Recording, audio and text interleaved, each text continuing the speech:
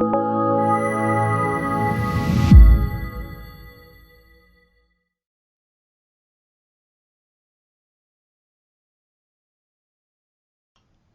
Jacob Hornberger, President of the Future of Freedom Foundation, and this is episode 16 of my series on the JFK Assassination. In January 1969, the trial of State of Louisiana versus Clay Shaw begins. This is the trial in which the District Attorney of New Orleans, Jim Garrison, was alleging that the assassination of President John F. Kennedy was actually a highly sophisticated, highly complex regime change operation and cover-up. No different in principle from those that the National Security Estate had initiated against presidents and prime ministers of foreign countries prior to the Kennedy assassination. Now, in this trial, one of the witnesses, as we've discussed in previous episodes, was Army Lieutenant Colonel Pierre Fink, who was testifying that the autopsy on President Kennedy's body that had been conducted by the military was perfectly legitimate, and that how the president had been hit by 2 gunshots from the rear and no gunshots from the front.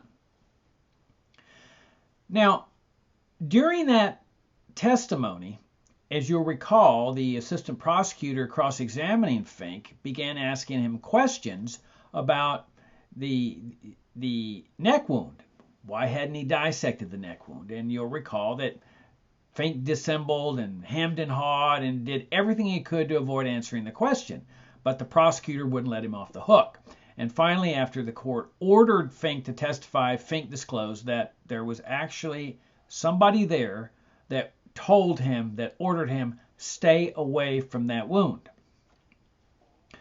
Now, as it turns out, the Justice Department, which of course is part of the federal government, was closely working with the defense team for Clay Shaw, which was a state criminal case, in order to help Shaw get acquitted. And in fact, the Justice Department was keeping a keen interest in the trial. They were actually ordering daily transcripts of the testimonies of the witnesses, which is a very expensive process. You have to have the court reporter or another court reporter transcribe on a daily basis the testimony of the witnesses, and then they were shipping it to the Justice Department, where there were meetings to discuss what was going on at the trial and strategy sessions. Well, when the Justice Department learns that Fink has disclosed the fact that there was somebody there that was obviously orchestrating, directing, and managing this autopsy, they went absolutely ballistic, furious that he had disclosed this. So they get Commander Boswell, who of course is one of the other military pathologists who conducted the autopsy, and they tell Boswell that Fink is totally screwing things up down in New Orleans. And they tell Boswell that he needs to go down to New Orleans to clear things up. Now, it's not real clear as to how they expected Boswell to clear things up, because obviously it would be a little bit awkward to have this civilian trial, a criminal case in a civilian court, that you've got these 2 military guys in which they're fighting it out, and one is accusing the other one of lying. But in any event, Boswell goes down there. He follows orders, and he stays in a hotel. They put him up in a hotel for 2 days, and he cools his heels. And in the end, it appears that the Shaw defense team thought better of this Justice Department strategy for the obvious reason that it would not look really good. It might confuse the jury why these 2 military guys are out there fighting it out in this civilian courtroom that is involved with a state criminal prosecution. Well, Garrison, the district attorney, was very suspicious of what was going on with this autopsy. And as part of this process, this trial, Garrison issues a subpoena to the National Archives, or the lawyer that had custody of the photographs and x-rays, or on the military, commanding that person to bring these items to the courthouse in New Orleans for this trial. At that point, the Justice Department goes absolutely ballistic again. I mean, they're furious that he would dare to want to see these photographs and x-rays.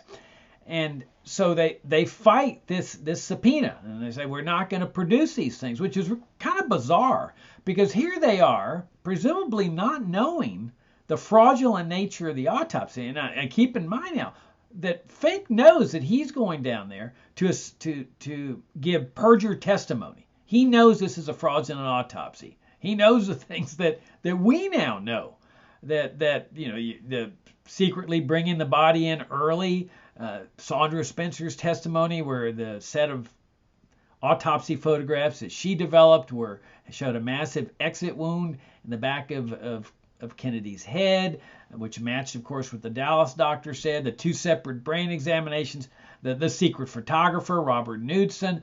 So, all of this is secret. Nobody knows these things. The military had succeeded with its seal of secrecy concrete on this autopsy.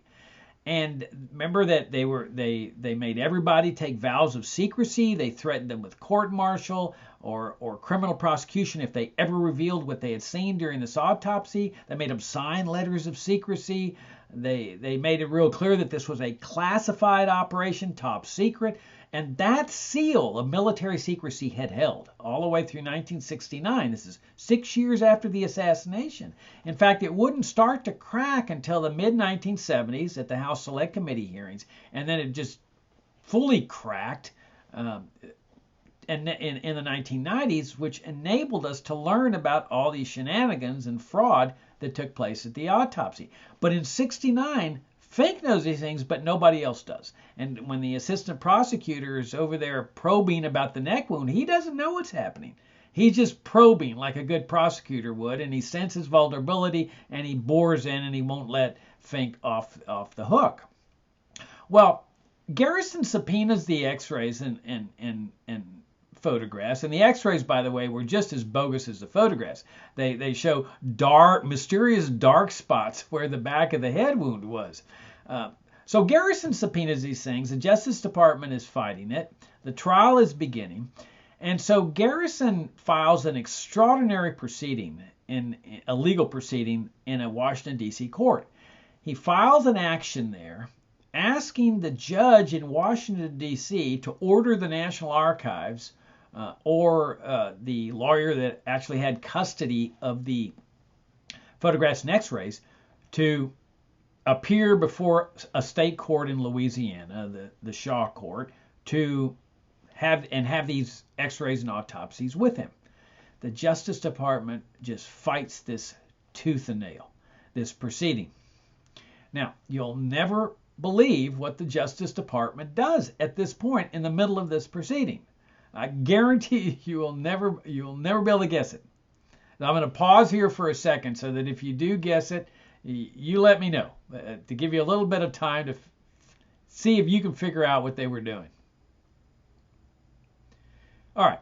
As part of this legal proceeding, the Justice Department pulls out Lyndon Johnson's ace in the hole, the Clark Panel report. Remember those 3 meetings at the National Archives? The first one where they had the fraudulent autopsy, the false autopsy, that's where Stringer established that 30 years later before the ARRB that they knew it was a false inventory and they signed it anyway. And then you've got the second meeting where they bring Fink in from Vietnam to review these bogus photographs and x-rays and to certify that this really was the right conclusion that they had reached. And then in February 68, you've got the Clark Panel report. Remember, the Justice Department contacts Boswell and says, hey, would you send us a letter requesting this panel so it doesn't look like it's coming from us, when clearly this was Johnson's campaign strategy. So in February 68, they have this panel. It's all secret, of renowned pathologists, famous pathologists, competent pathologists, that are reviewing the photographs and x-rays from the official record. Never mind that they're bogus. They don't know that they're bogus. And they reach this conclusion that everything is true and correct. Well, except for the 4-inch move that they felt they needed to make on the entry wound in the back of the president's head. But Johnson was clearly going to use this as part of his campaign strategy. So in February 68, as we've discussed, he's still running. But they keep it secret. You see, and so my hunch is, and I think it's a reasonable hunch, Johnson was going to pull this out on the campaign trail. And so when people started questioning the autopsy or the assassination, he was going to say, I've got the first two meetings. Look at these reports where these people that were involved in the autopsy are recertifying that everything's right. Never mind that it's a bogus, fraudulent inventory. But then he's going to pull out the Clark panel report as his ace in the hole and say, look at the Clark panel. Look at these renowned pathologists who have put their seal of approval on this. But he never gets to use it because a month or so later, he suddenly and unexpectedly drops out of the race. But now, January 1969, the Justice Department pulls out the Clark panel report in the middle of this hearing where they're telling the judge, look, Your Honor, the Clark panel, these are renowned pathologists. Garrison's barking up the wrong tree, conspiracy theories, and so forth, and we've got this official certification here. Now, I know what you're thinking. You're thinking, well, but how could they be pulling out Johnson's ace in the hole when Johnson's not even president anymore? He had dropped out of the race. The November 1968, Richard Nixon wins the presidency, and Johnson's not a factor anymore. Well, except for one thing. You'll recall that under our system of government, the president-elect doesn't take office right away. He doesn't take office till the spring. So in January 1969, Lyndon Johnson is still the president when this trial starts. And his Attorney General, Ramsey Clark, is still the Attorney General. So I think it's clear that Johnson is still managing what's going on here. And this is why he is pulling out his ace in the hole. Not to use against the electorate, but to prevent Garrison from getting his hand on these x-rays and autopsies. Keep in mind that nobody has seen these things except for those 3 meetings at the National Archives. Even the Warren Commission was not permitted to see the official autopsy photographs and x-rays. So all this thing is being kept secret. Now notice the danger here. This is actually a much more dangerous situation than Johnson running for re-election and the possibility that the autopsy and the assassination, or the virtual certainty, was going to be part of the campaign. Garrison's got subpoena power. He can issue subpoenas if he sees these autopsy photographs and x-rays and sees that they're bogus because the back of the head photograph shows the back of Kennedy's head to be intact, contrary to the photographs that Sandra Spencer, the U.S. Navy petty officer, developed that showed the massive exit wound in the back of President Kennedy's head that matched what the Dallas doctors and many other witnesses had said.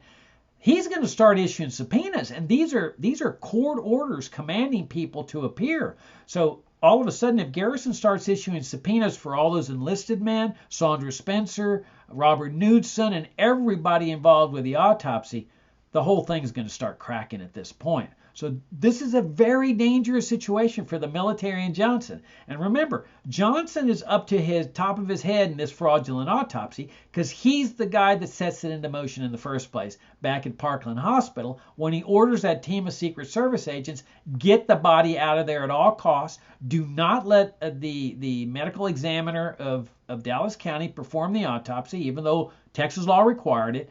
Get the body over to me, and Johnson rushes to the airport to start removing seats so he can put the casket there and the body there and then take it over to the military in Maryland. So they know this is a very dangerous situation, so they're fighting it tooth and nail.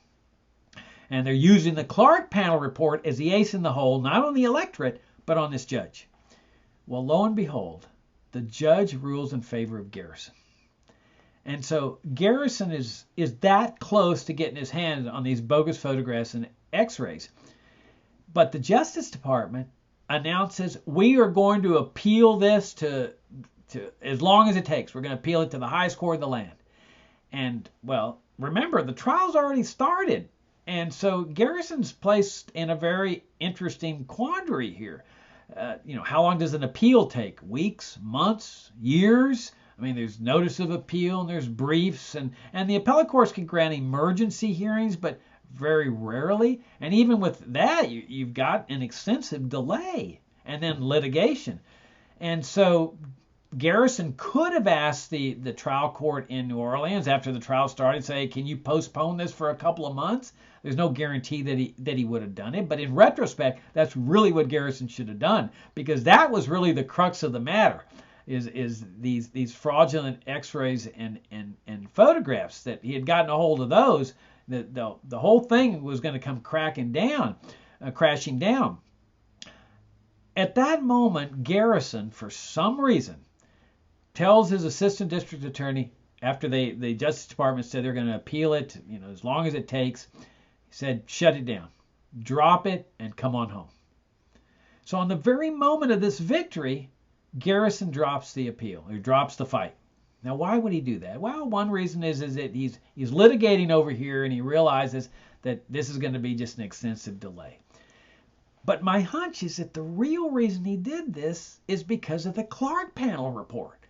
That he looks at this report and he sees these renowned pathologists, I don't know, 4 or 5 of them, that are famous, that are competent, and he sees them saying, well, we have reviewed these photographs and X-rays in the official record, and we have determined that this is a proper conclusion with respect to these things. And my hunch is that Garrison said, if these prominent people have found this, I'm barking up the wrong tree and I'm spending a lot of time here for nothing. That's just my surmise, but I think it's a reasonable surmise. So Johnson's ace in the hole, ironically enough, had succeeded. Not on the electorate, which he had planned to use it on, but on Garrison, the guy that was alleging that the assassination was a regime change operation.